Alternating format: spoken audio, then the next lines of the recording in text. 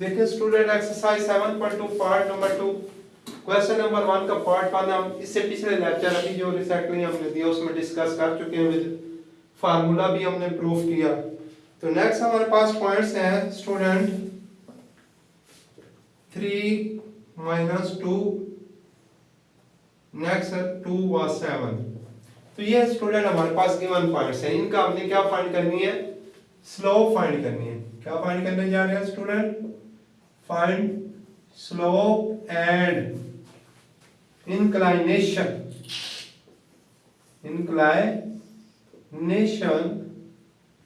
with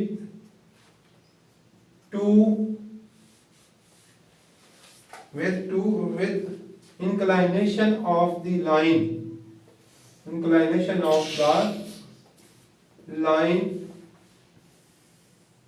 joining the points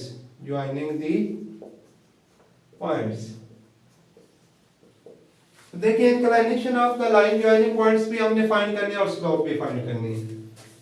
तो इससे पहले हम डिस्कस कर चुके हैं फार्मूले में।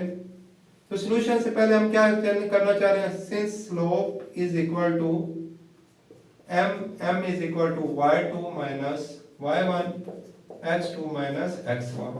y2 की प्लेस पे क्या आ जाएगा स्टूडेंट, 7 - 3। ये देखें ये हमारे पास क्या है, x1 y1 x2 y2। तो स्टूडेंट हम क्या करते हैं, जब y2 minus y1 x2 minus x1 करेंगे तो ये हमारे पास क्या आ जाएगी, स्लोप आ जाएगी नॉन वर्टिकल लाइंस के अंदर। तो अब देखें स्टूडेंट 7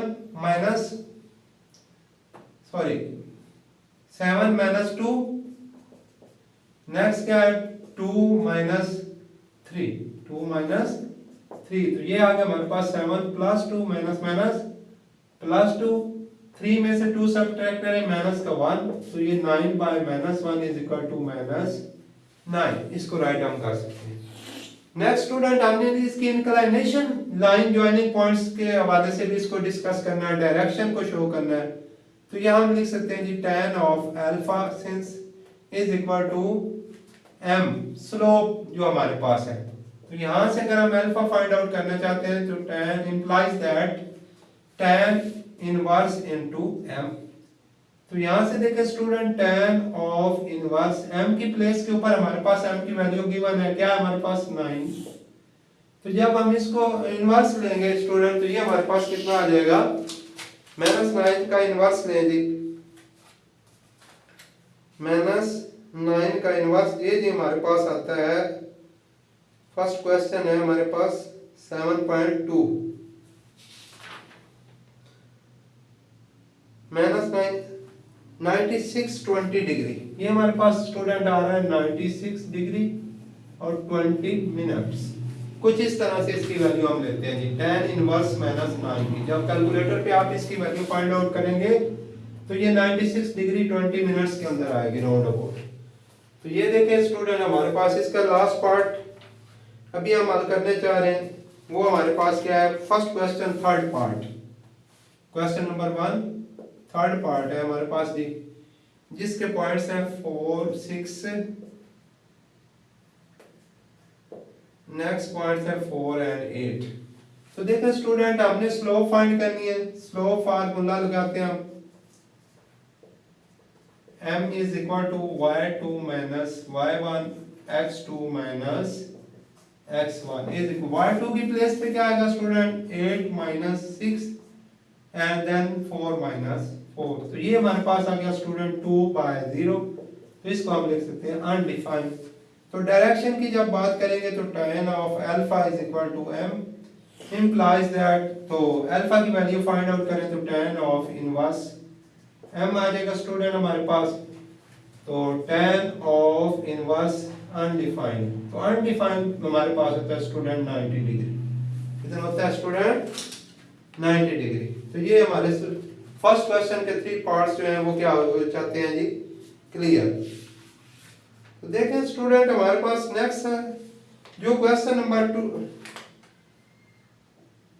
2 है हमारे पास। अब उसको हम देखते हैं जी, उसमें हम क्या फाइंड आउट करने जा रहे हैं। वो कहता है by means of slope show the following points lie on the same line. तो सेकंड क्वेश्चन के अंदर जो हमारे पास टॉपिक है स्टूडेंट, उसमें हम जो स्लोप्स है उसके जरिए वो कहता है कि पॉइंट्स को हमने शो करना है कि वो एक ही लाइन के ऊपर जो है ना वो ज्वाइन कर रहे हैं। क्वेश्चन नंबर 2 जी देखें, ए के पॉइंट्स क्या है, पॉइंट 1 है हमारे पास -1 -3, बी के जो पॉइंट्स हैं वो 1 5, देन सी के जो पॉइंट्स हैं वो है जी 2 9। तो ये हमारे पास पॉइंट्स हैं, हमने इनको शो करना है कि एक ही लाइन के ऊपर ये ज्वाइन हो रहे हैं। तो अगर इनकी मैं शेप की बात करता हूँ, ये देखें स्टूडेंट, तो ये देखें ये एक हमारे पास शेप है, ये एक लाइन है।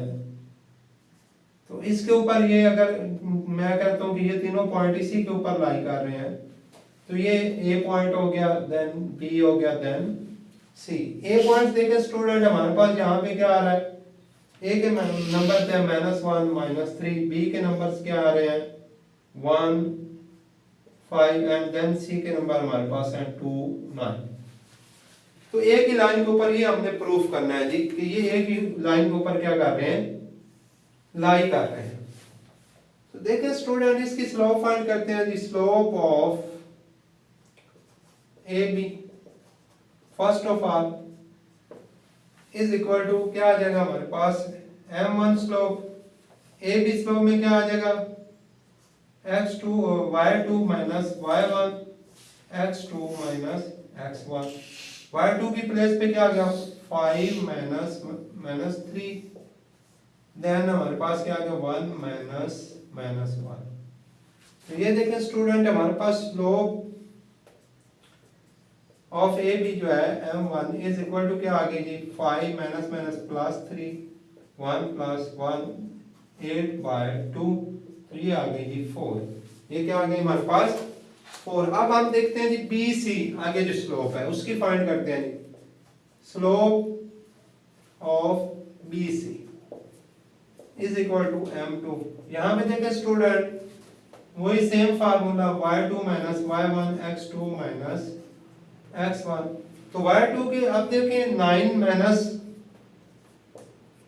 5 और 2 minus 1, ये हमारे पास स्टूडेंट क्या आ रहे हैं 4/1, तो इज इक्वल टू 4। तो अब देखें स्टूडेंट इस m1 जो स्लोप है वो भी हमारे पास 4 है और m2 जो स्लोप है वो भी हमारे पास क्या आ रही है 4 आ रही है। तो मींस के m1 और m2 slopes is equal to m1 is equal to m2।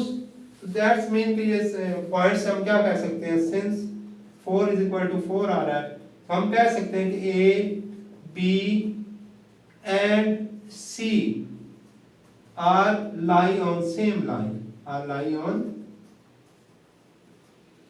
same line. Are that clear, students? Okay.